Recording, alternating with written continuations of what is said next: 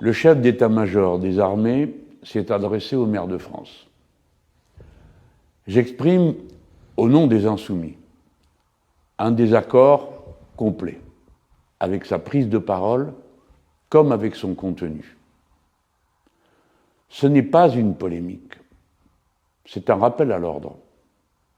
En République, l'autorité militaire, comme toutes les autres comparables, est strictement subordonnée à l'autorité politique, à qui elle obéit pour le service du pays.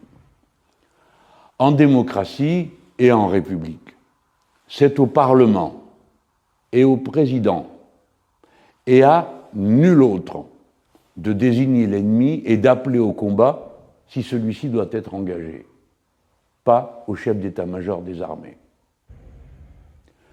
Dans ce domaine, davantage que dans tout autre, chacun doit être à sa place pour pouvoir ensuite être chacun, le cas échéant, à son poste. Nous ne voulons pas de la guerre. Elle n'a rien d'inéluctable à cette heure. Et si elle devait avoir lieu, c'est parce que ceux qui en décident l'auraient voulu. Ou bien parce que la diplomatie aurait échoué. Personne, à cette heure, ne peut prononcer cet échec. Sinon, les autorités qui en ont la charge. Le général Mandon a tenu un discours fondé sur des évaluations et pronostics excessivement alarmistes. Ils n'ont aucune validation officielle de la part des autorités qui peuvent les formuler, et elles seules. Il affirme que le pays doit être prêt dans 3 ou 4 ans. C'est une erreur. Le pays est déjà prêt. Sa force de dissuasion est prête, et de potentiels agresseurs ne doivent pas pouvoir en douter. Le général dit qu'il faudrait accepter le risque de perdre des enfants, de souffrir économiquement. C'est une erreur. La France n'acceptera pas la moindre forme d'agression et sa dissuasion est là pour le signifier. Le général désigne des ennemis possibles. Encore une erreur.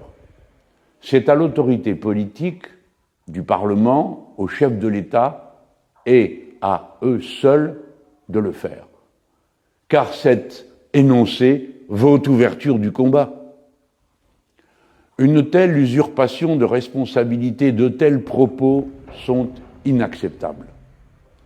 En répétant publiquement des scénarios de guerre, dans une vision archaïque à l'âge nucléaire de la guerre, le général outrepasse son rôle. Les chefs militaires conseillent le pouvoir civil, c'est normal. Ils n'orientent pas pour autant les politiques de défense de la nation. Ils ne dictent pas aux élus locaux ce qu'ils doivent faire. Le devoir de réserve s'impose à tous les militaires pour pouvoir recevoir ensuite l'appui de tous les Français. Ce devoir de réserve fait partie des servitudes d'un métier bien plus exigeant que beaucoup d'autres, nous le savons.